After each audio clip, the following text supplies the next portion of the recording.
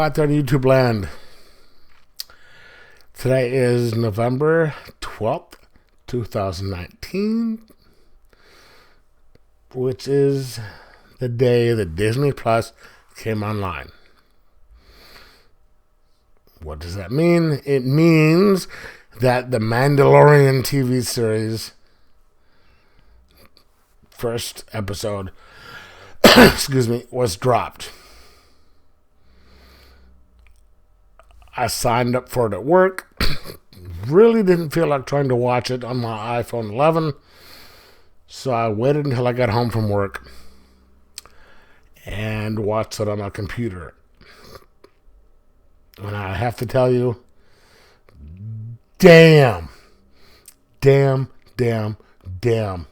I was overall really impressed up until about the last minute.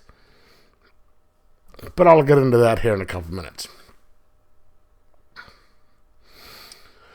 Let me give you a little bit of backstory. For those of you who aren't super familiar with things or not. Boba Fett.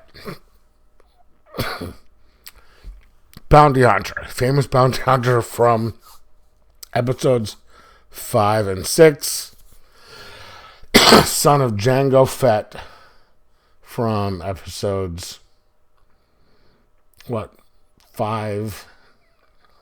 Episode 5. Bounty hunter, some say are overrated, some say not. He was Mandalorian armor. This series, which takes place 5 years after the fall of the Empire and Return of the Jedi, follows a Mandalorian bounty hunter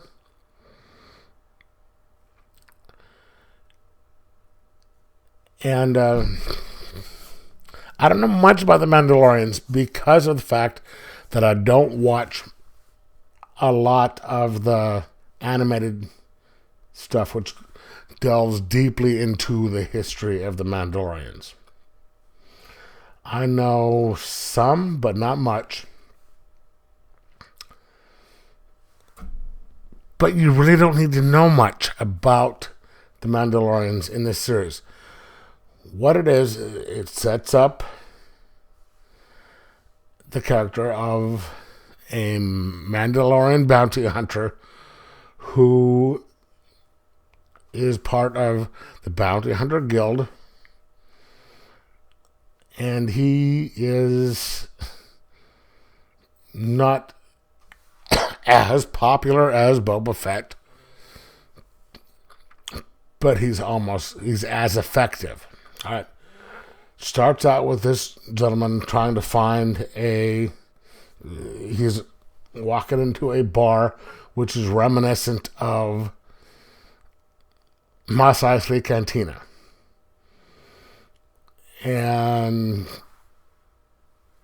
it shows a situation where he sets up what of a kind of a badass he is. You know all these TV series or shows that the main character, you have to find out how awesome this character is to move the things forward. And the fun thing is it deals with Star Wars lore, because you can see things where they're throwing in there, like Mos Eisley Cantina.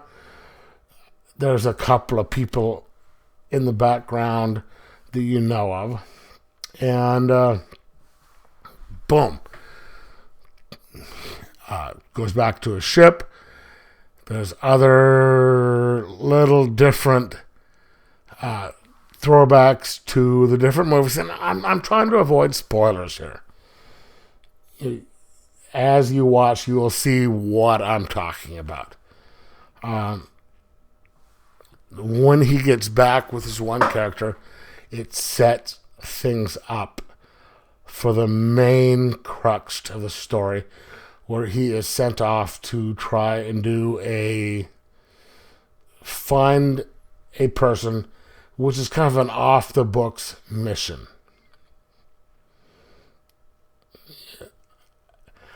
Something that he shouldn't be doing as a member of the Bounty Hunters Guild. And, it is so interesting because, not only are they just throwing in completely different references to the different series, some which are obvious, some which aren't, so you have to really pay attention. But none of them are really, they don't draw a whole lot of attention to it. But if you know what's going on, if you watch Star Wars before, you'll know what's going on. You get to see an IG-88 type of bounty hunter in action, which, IG-88, I guess he was the individual robot from Empire Strikes Back. He's not the species, but,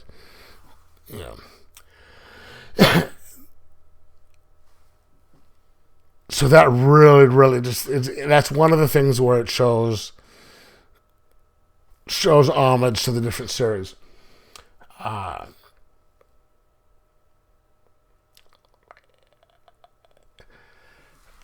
One thing I love is it moves really quickly. It shows the action. The plot moves along really well. There is references to the Empire, how it's fallen, it doesn't work anymore.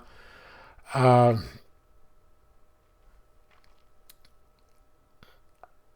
am just... It is very well done. The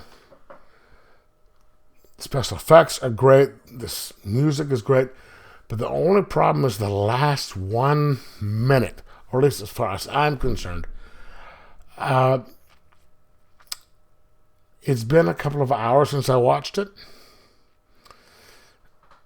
And I don't quite know what to think about it, because I really need to watch the second episode and maybe the third to find out what they're going to do with it.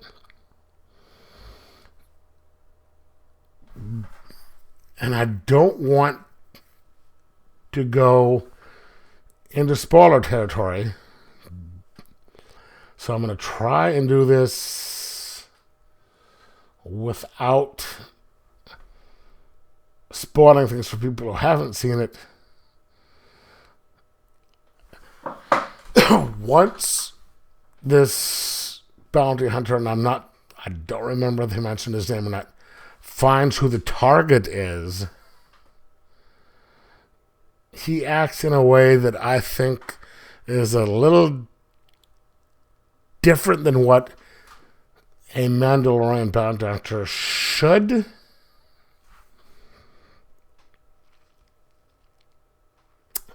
I don't know. If you know what I'm talking about, let me know whether you think I'm wrong or not.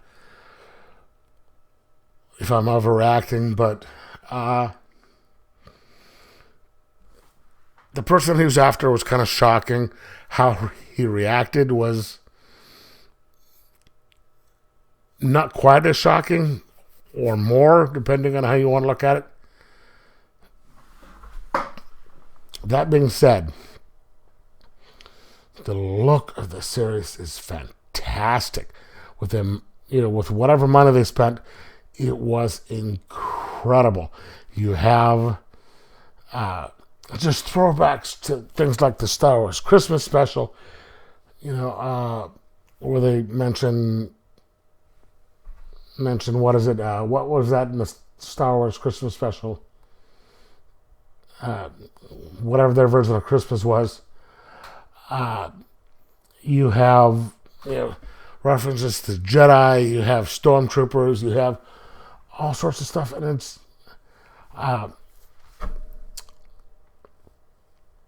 you have the sound effects. You have everything, and I'm telling you, This is just unbelievable. I was super impressed with everything except for the end, and I'm still trying to comprehend that, which isn't a bad thing. I need to see 2 and 3 and 4 episodes, but judging by issue 1, episode 1, this is a 4.25 out of 5. And damn, if you can afford the $6.99 a month to get Disney Plus, get it, because it's not just this, but there's so many other things. But this alone right now is worth the money. Get it, watch it, let me know what you think. And wow, I have to say I was impressed, despite the slight little letdown I had, temporarily letdown I had at the end. And let me know if you think I'm wrong. Like and subscribe.